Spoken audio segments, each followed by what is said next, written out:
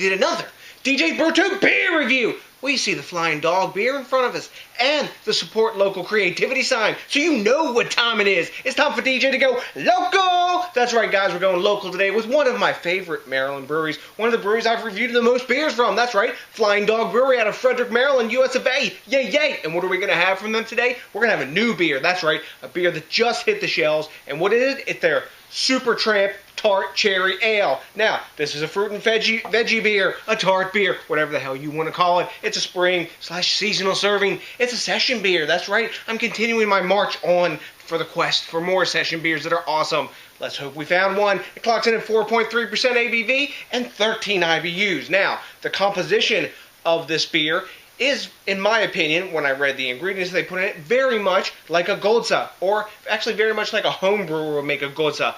And why do I say that? Well, it's using white wheat, torrefied wheat, and acidulated malt. That's basically what a home brewer, if you're not going to use lactobacillus maybe, or maybe you will, uses to make a Gulza, a tart ale. Now, for hops, they're using Saz in this, straightforward like that, and they're using German ale yeast. That's just like Gulzas are made, and it's very much like this blood orange Gulza is made, and the Kimmy, the Yink, and the Holy Gulza by Anderson Valley. Now, this beer is a beer that they built off their tart cherry ale, and I think it was called black cherry ale from their Brewhouse Rarities series back in the day. And it took them, I believe, if memory serves, over 3 years to develop this beer. So it should be good. It's meant to be, kind of like that tart offering. It seems like all the breweries are coming out with like a tart beer now. So let's see if Flying Dog knocked this one out of the park. Let's get the top popped on it, get it in my lovely Flying Dog glass, and tell you what's up with the Supertramp. Now, we got all new artwork on this. Boom. Lovely hiss off the top. Obsessively collectible crown. Of course, I've probably got a million Flying Dog crowns. So, get it in the glass. Let's see what this bad boy looks like. Ooh, it's kind of interesting looking. Yeah, this is going to fill up nice now, isn't it? That's right. Okay. Now, let's see what we got on the appearance. We've got like a pink champagne looking beer, kind of amber reddish color. We got a white head, but it's sort of tinted pink kind of from the cherries. They're using tart cherries and sweet cherries as the adjunct in this beer. We got a solid one finger head, super tightly packed bubbles, not really soap sudsy at all when I swirl it. Yeah, we're getting some glass lacing, no alcohol legs, but I'm sure we'll get glass lacing on this beer. Flying Dog's really good at it. Look at it. That's a pretty looking, super clear beer. Lots of active carbonation. Let's see what's up in the aroma. I can smell it from here. Diving in. There's a tart cherry smell. It's got a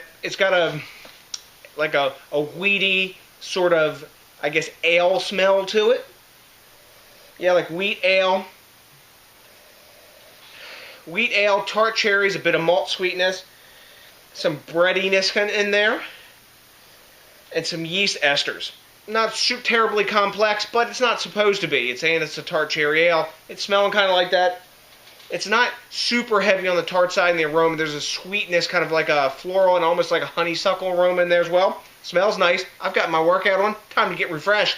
Diving in. Cheers. Interesting. There is a bit of tartness in there. It's not really big. The flavor on this beer is very light. It's got a watery body. Watery thin. Maybe like medium thin, I guess. It sticks to you on the back of the palate. It's not a terribly dry finish, like medium dry finish to it.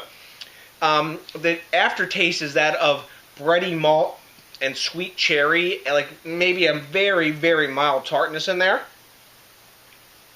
Very low acidic bite.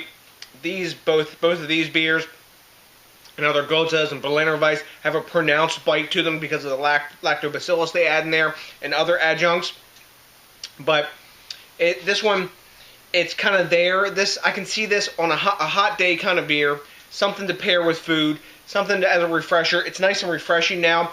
The aftertaste is quite pleasant. It's a honey-like bready taste with a hint of cherry and no tartness in the aftertaste.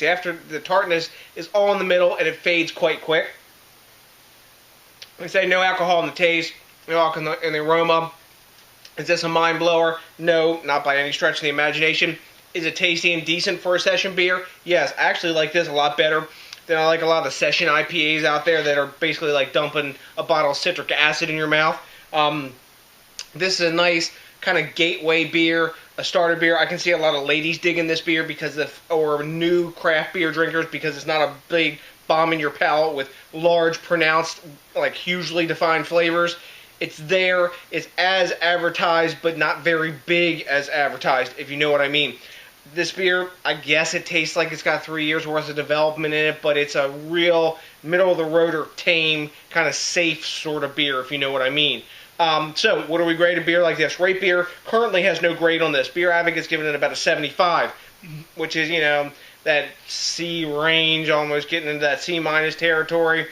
I think I'm going to give this beer like a B-, I think a high B-, like a 83, 84 or something like that. Maybe a B if it was on a hot day. I would grade it a little higher, but it's not a bad beer, but it just doesn't have big flavor.